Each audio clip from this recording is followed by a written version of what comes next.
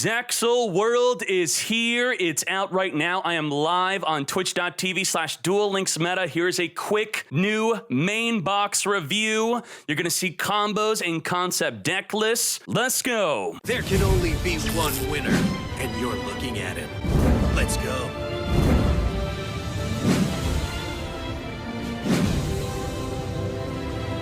Very quickly, you could see the ultra and super rare cards. We'll be talking about all of these. We're going to quickly go through this new main box. The biggest highlights of this box, what you should focus on in my review, is obviously the Utopia. That's Yuma's main boss monster, DD Crow, Fiendish Chain, new Satellar deck type, new Bujin Support, and the Gagaga deck type. Also, the new XYZs that are being introduced that many decks could use. We're going to start off with Utopia. Yuma's ace card, 2500 attack. Any deck could make this if you play level 4s. This is how you XYZ summon. 2 level 4s, put them on top of each other, you XYZ Shokan. Now, most XYZs, you will detach the material to activate their effect. So in Utopia's case, the effect is negate an attack. So you can negate up to 2 attacks since you have 2 materials. You XYZ summon when you would synchro summon, which is just main phase 1. Now, if targeted for an attack and you have no material, it gets destroyed. But otherwise, this is an absolutely incredible card. There are some cool extra effects out there from other cards that could add materials back onto your XYZ. Otherwise, inherently, it's not going to have a way to replenish the materials. If you special summon it from the grave somehow with Super Team Buddy Force Unite, you do not gain your materials again. So it's not a good idea to special summon this. Once you summon it, it's as good as it is on the field until it's off the field. Then you forget about it or make another one. DD Crow. This is insane. Quick play, hand trap, banish any card. It is not just monster from your opponent's graveyard.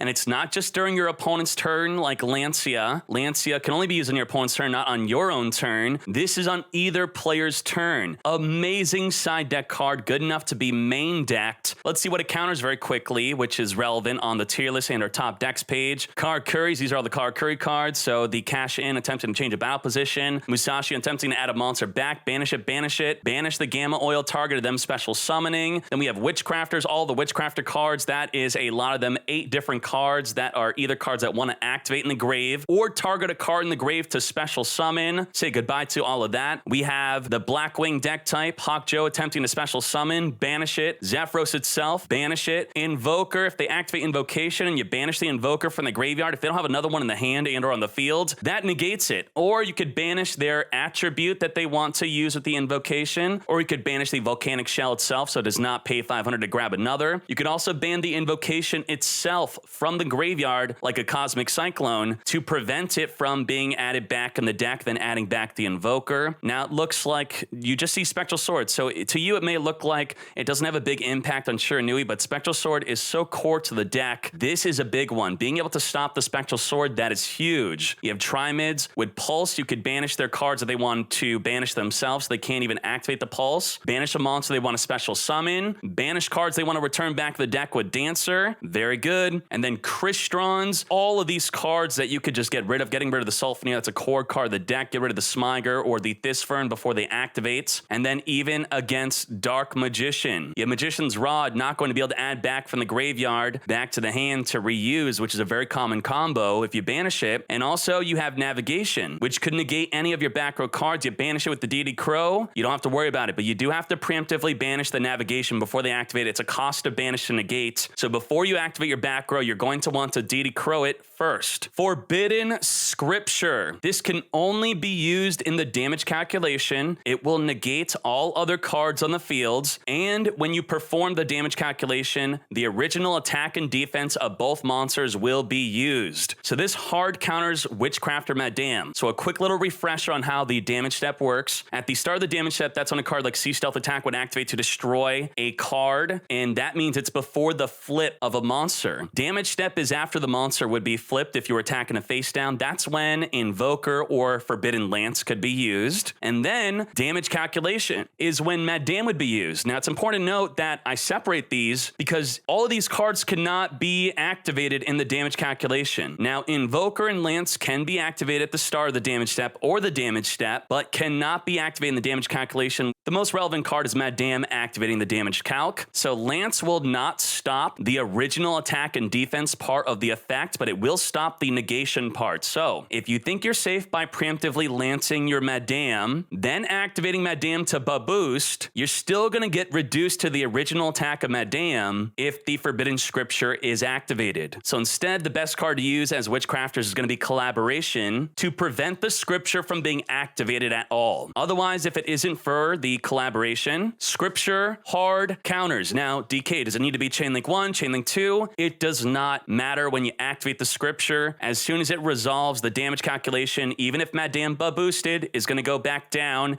Even if affected by Lance, she's going to go back down. Besides Collaboration, Unveiling will also counter the Scripture only if it is the Witchcrafter player's turn attacking into you. If you attack into the Madame, which was summoned with an Unveiling, you will have priority to activate the Scripture in the damage calculation. Then they would chain Madame, but it's no good because she's going to get reduced down. So on your turn, this is a great counter, even through Collaboration and Unveiling. But on the Witchcrafter's turn, if they have Collaboration or Unveiling, it will stop the Scripture. Fiendish Chain is finally re-released. January 2020 is when it initially came out, and you had to spend money on it unless you were very lucky. Negate and stop an attack. But it used to flood up your opponent's field unless they were able to synchro or tribute the card. And now there's a new way to unclog yourself.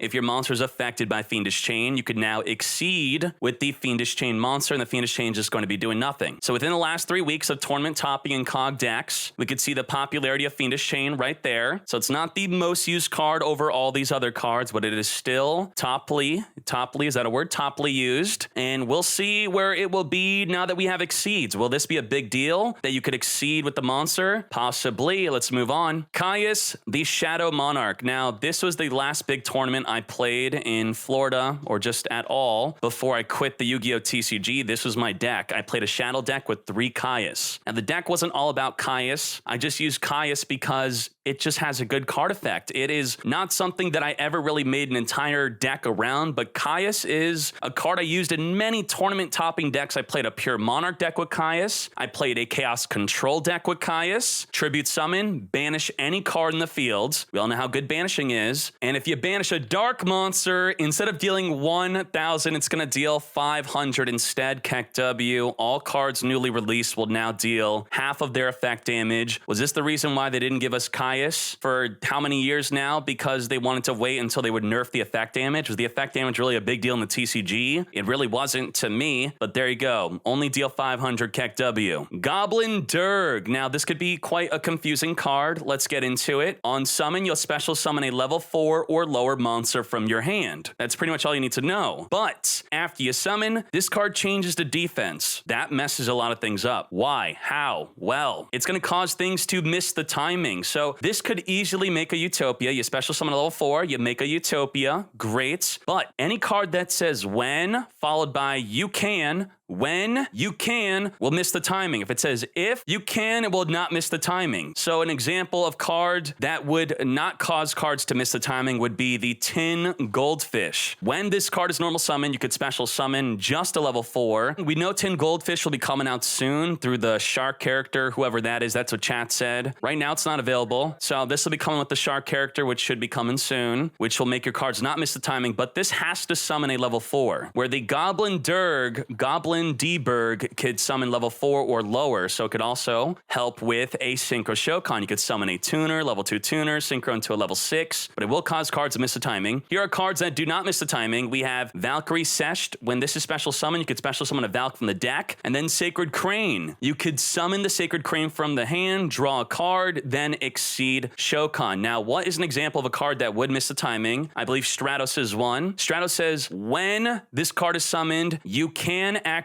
one of these effects, so Stratos will miss the timing if you use it with the Goblin Badurg. But with the Goldfish, the Stratos will not miss the timing, so maybe you want to wait for this card. Is this just considered better? Maybe. You tell me. We'll see. We have Exceed Support. We got 10 new Exceeds just through this main box, and if you were to use any of these Exceeds, you might want to use Exceed Block. If your opponent activates a monster effect, negate and destroy the monster effect by detaching an Exceed material from whatever Exceed you have on the field. So this is a really cool card if you're going to play a deck all around Exceed summoning. If you can make it very easily, like with the Goblin card, that could be a good idea to then just negate monster effects. I like it. Now let's look at the rank 2, Shining Elf. I'm not going to go too in depth on what each of these do to keep this review nice and short, but here are some good cards. It's just 1600 attack and will reduce by 500 to any monster that's summoned by detaching. Spellbooks, I remember using this with spellbooks because it's a spellcaster itself. Otherwise, here's some level 2s that are being used in recent tournaments and are reaching King of Games for your own ideas on what could make the Shining Elf. Now you have rank 3 Exceed, a 2k attack, a 1400 attack. The Djinn could double attack. It could target itself for a double attack. When the Grenosaurus, I think it will just deal 500 damage if you destroy a monster by battle. And here are level 3s that you could use to make the Exceeds. Wielder and Tracker, really good idea. Very nice. I don't know.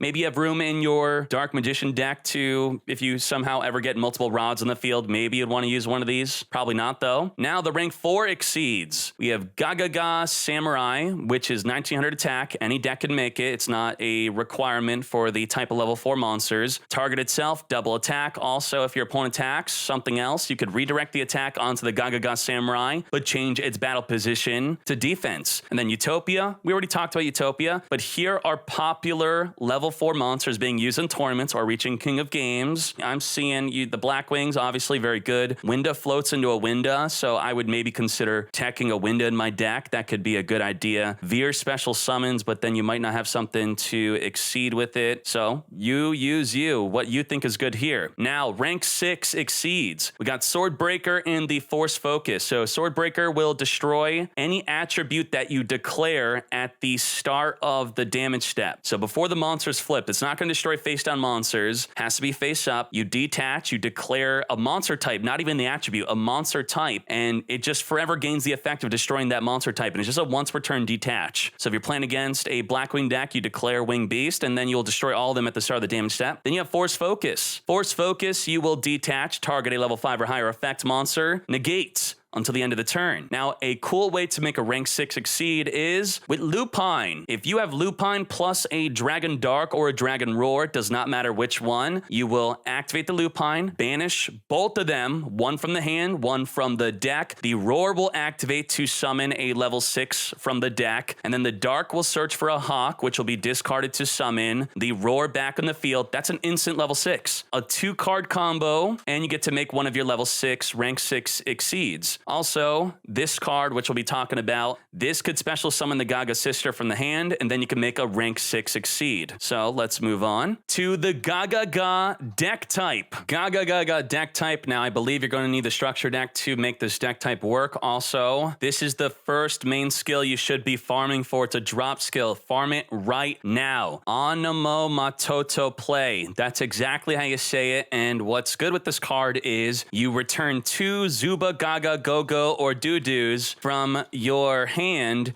to the deck, and then you add 2 Zuba Gaga Go-Go Doo-Doos with different names from your deck to your hand. So you return 2 of them back in the deck, and then you add 2 with different names from the deck to your hand. It's like light and dark. It's got no real downside besides you have to play these type of cards. So here's a sample deck. Thank you, Rich Ferrente. And as you can see, his deck is using the structured deck. Main card from that structured deck. We'll be looking at these in a second. Now, if we review cards just that I believe are relevant to the deck list, Utopic Onomatopeia. This counts as a Zuba Gaga Go-Go Doo-Doo, and during your main phase, you could special summon up to 1 each of a Zuba Gaga Go-Go and a Doo-Doo from your hand in defense, up to 1 each. Also, you could not special summon from the extra deck unless you exceed Shokan. You can only use this effect once per turn, so it's just for exceed summoning. And let's watch a combo with this deck. Let's see what you could do with this card. So thank you from the DLM Discord Atlas for this combo idea. Let's see what's good with this. So you summon it. It's going to special summon a Gaga or a Doo, and we got the Gaga Magician. And we're not going to even activate the effect. It's just going to be level 4 and have the name Gaga, which is why we're able to special summon it. And then we're going to activate the Gaga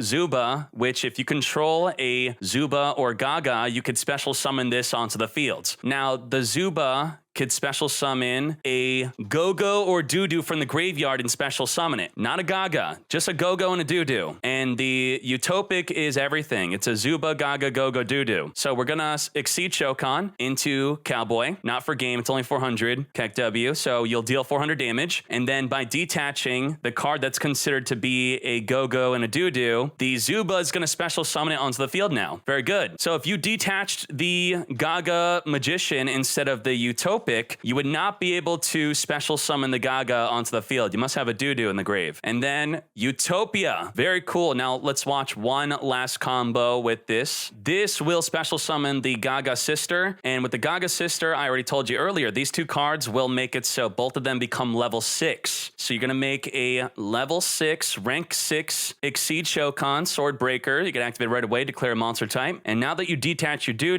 you special summon it, and then you make a Utopia. So those are cool little combos with this deck, and the skill's going to make it a lot more consistent as you get to search for the cards needed. So very good. Definitely farm for this skill, and you will need 3 of this ultra rare from a main box. It's going to be quite expensive. Now, with that, you already know what this card does. The Gaga Sister. If you normal summon it, it will search for a Gaga spell or trap. Otherwise, while it's on the field, you could target itself and another card become the combined level. So if you target another level 4, you're going to add 2 to the 4. You both become level 6, and then that's an exceed for level 6. Very nice. Otherwise, if you were to target a level 3, both you and the Gaga and the other card would become level 5 for a 5 exceed Shokan. Now, 5 exceed has not been released as far as I know. It has been leaked. We should get it soon. And then the Zuba is in the structure deck, which I'm not sure if I'm doing a structure deck review because it's so closely tied to the main box. We already know what this does. You could special summon it if you control a Zuba/Gaga, and then you could special summon a Go-Go or a Doo from the grave. And that is used perfectly with the Utopic. So this 3-card combo, so good. Some support cards you could search with the Gaga Sister on normal summon are some of these. If you control a Gaga, destroy any card in the field. Gaga Tag, boost up your field by 500 for each Gaga you currently control until your next standby phase. Gaga Wind, this will special summon a Gaga from your hand. Also, Gaga Draw, banish 3 Gagas from the graveyard to draw 2. Maybe you'd want to use some of these. I'm sure there's some I missed out on. Just trying to show the relevant ones, and these are the ones that are being used in Rich's deck list. Now let's move on to the next deck type. New Satellar deck type. This was top tier in the TCG. Now Endiment has a decklist example before we knew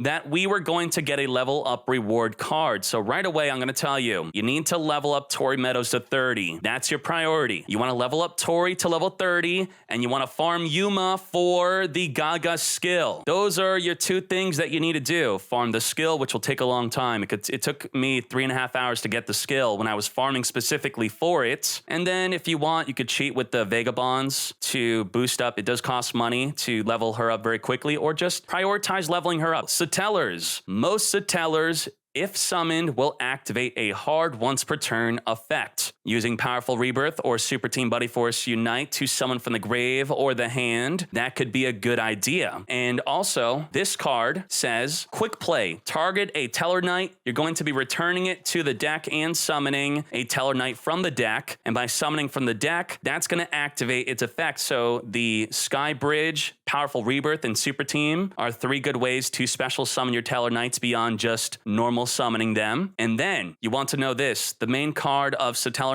is this card. This card is going to be the reason why the deck is broken or not. When a spell or trap card or monster effect is activated, send a Satellarknight you control to the grave, negate and destroy, and draw a card. That's insane. Negate, destroy anything by sending a Satellarknight from the field to the grave, draw 1. So right away, you don't even really need to know what the rest of the Satellarknights do. You just need a Satellarknight on the field, and you have a hard negate anything and draw. That's insane. Now let's get to what they do. Deneb on summon will search for a Satellarknight. Altair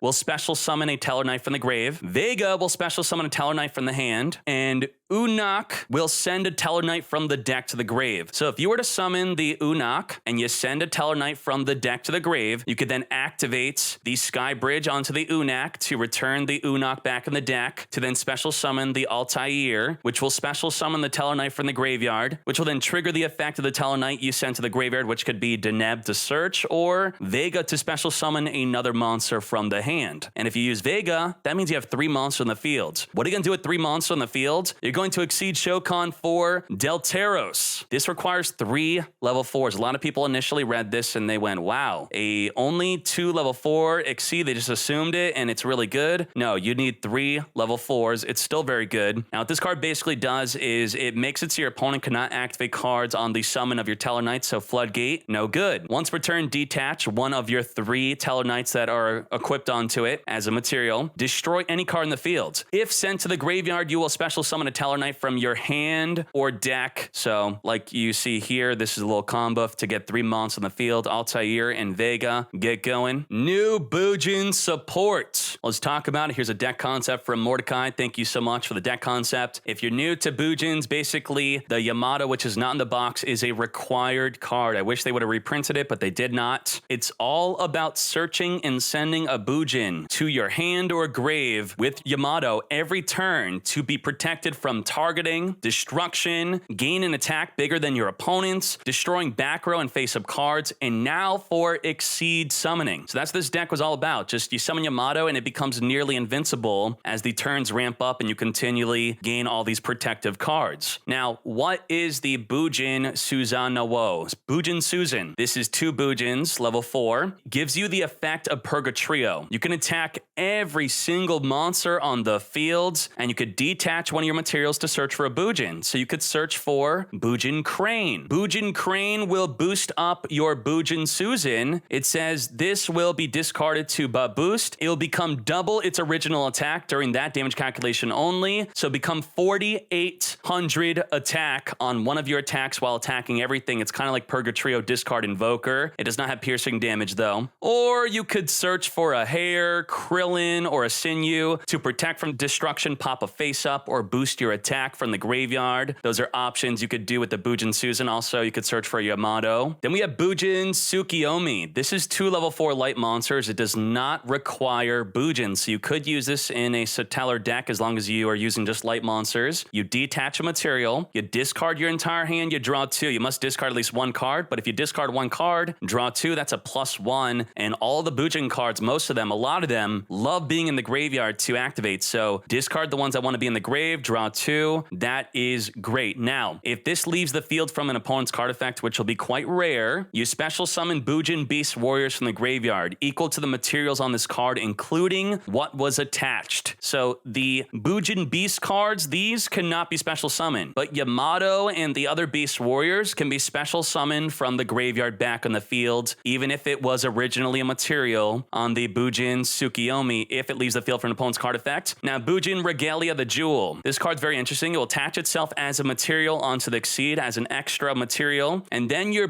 Exceed will gain +300 attack per material. Now, this could work on any Exceed. You could put this in any deck, but if you're making sure to play it in a Bujin deck, you get an additional effect. The additional effect is you can attach a Bujin monster from your hand to your Exceed. So that's very exciting. Now, the initial activation could be done in the damage step to gain that +300 per material to surprise them in the damage step so they can't chain Canadia. Now, the second effect to equip a Bujin, it can be used on the opponent's turn, but not in the damage step. So you're not going to surprise but boost by 300. Just the initial equipping as a material will be that surprise in the damage step. We good? Let's move on. Bujin Carnation. If your opponent controls a monster and you do not, you target a banished Bujin and a Bujin in the grave, special summon both of them, and then if you want to, it's not a part of the effect, you could exceed Shokan. And that is it for the quick box review. Looking good. You see all the highlights. DD Crow is going to have a huge impact. The Utopia is going to be used in any deck that plays level 4s. I think Satellarknight is the biggest potential of being a top tier deck. Bujins possibly, and the Gagaga deck type only because of the skill being released. Oh my Jesus, that skill is going to make the deck so consistent. Maybe something there. I'm looking forward to all 3 of these deck types. That's it. Catch me on twitch.tv/duellinksmeta. I am live right now if you're watching this video within a few hours of its upload. Have at it, fools!